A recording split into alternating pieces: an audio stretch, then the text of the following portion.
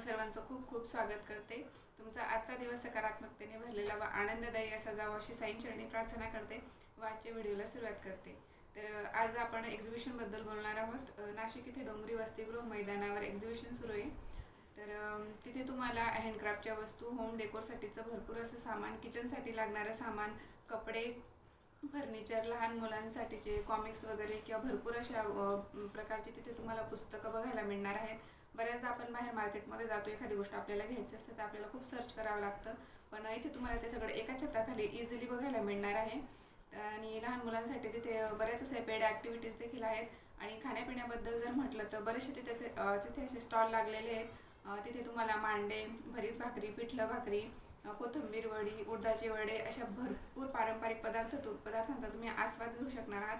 तर तुम्ही नाशिकमधून असाल किंवा नाशिकमध्ये आलेले असाल किंवा येणार असाल तर त्या लोकांनी मला सांगितले की ते 1 महिना तिथे थांबणार आहेत।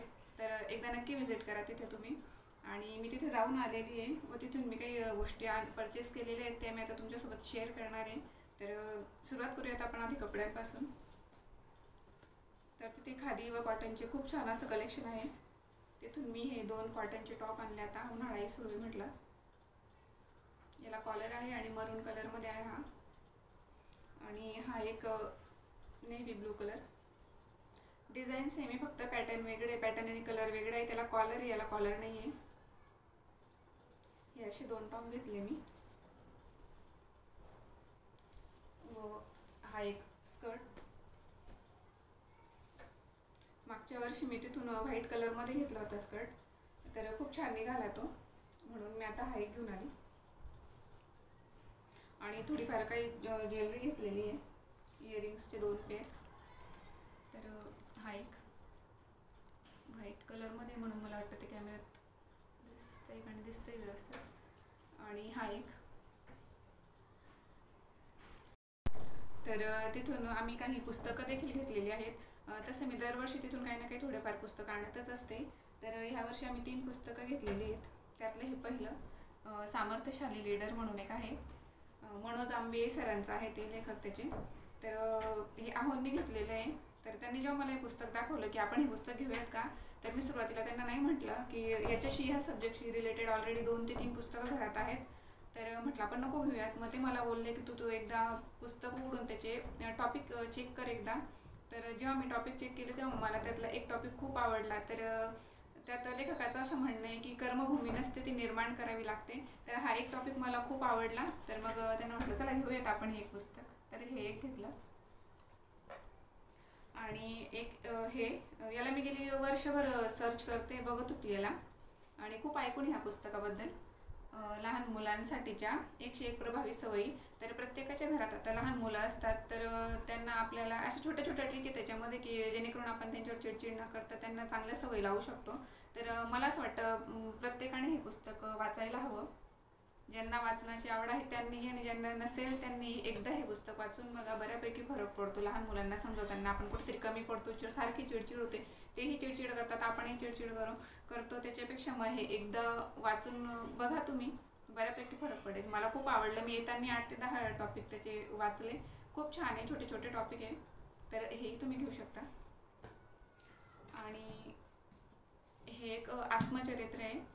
तर हे पुस्तक मला खूप दिवसांचं घ्यायचं होतं, पण मला माहिती होतं आता एक्झिबिशन इथे असतंच दरवर्षी, तर तिथे मला ते भेटेलच म्हणून। तर मी बाहेर याला कुठे फारसं सर्च नाही केलं।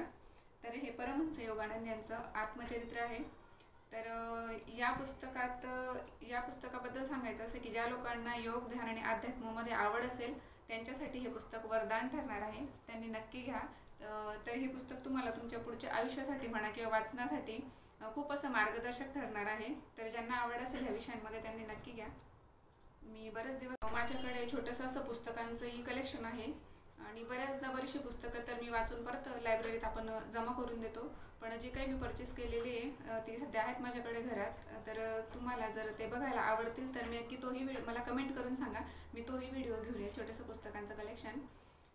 आणि थोडं मला आता चॅनलबद्दलही बोलायचं आहे, आपल्या चॅनलबद्दल। तर बरेचसे जण व्ह्यूज बऱ्यापैकी येत आहे मला, पण सबस्क्राईब अजून बऱ्याच जणांनी केलेलं नाही आहे। तर आता जर तुम्ही हा व्हिडिओ बघत असाल तर 2 मिनिटं व्हिडिओ थांबवू शकता तुम्ही स्टॉप करून. व्हिडिओच्या खालीच तुम्हाला सबस्क्राईबचं बटन दिसेल, ते बटन तुम्ही प्रेस करा व बाजूलाच बेल आयकॉन दिसेल तेही प्रेस करा, जेणेकरून मी जेव्हा कधी माझे व्हिडिओ अपलोड होतील तेव्हा सगळ्यात आधी त्यांचं नोटिफिकेशन तुम्हाला येईल. तर आपल्या चॅनलला ग्रो होण्यासाठी, पुढे जाण्यासाठी तुमच्या सपोर्टची मला खूप गरज आहे. तर प्लीज ज्यांनी केलं नसेल त्यांनी सबस्क्राईब करून द्या, आणि ज्यांनी केलं असेल त्यांना धन्यवाद.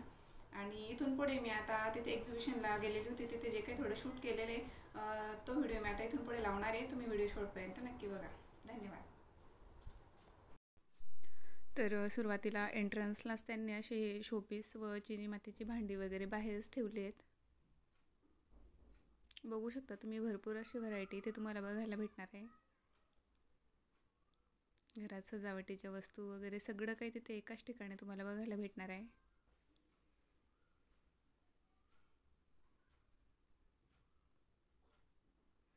आणि हे आतमध्ये गेल्यावर दोघं साईडला कपड्यांची तुम्हाला स्टॉल दिसत आहे, दुकानं दिसत आहे. हँडलूमच्या साड्या, चिकनकारी सूट वगैरे सगळं काही तिथे होतं.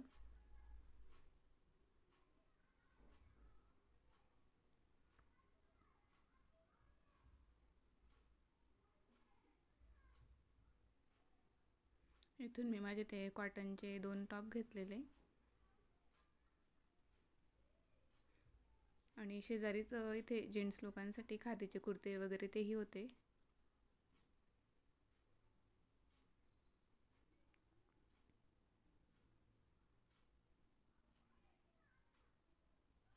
इथे मी स्कर्ट बघत होती, पण मला हवा तो कलर इथे नव्हता, तर मी दुसरीकडून घेतलं आहे.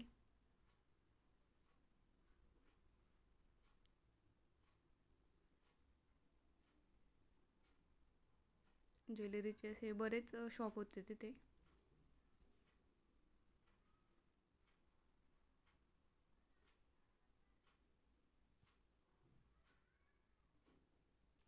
ही एवढी अशी पुस्तकं इथून तुम्हाला पर्सनॅलिटी डेव्हलपमेंटपासून तर आत्मचरित्रांपर्यंत भरपूर अशी पुस्तकं बघायला मिळतील.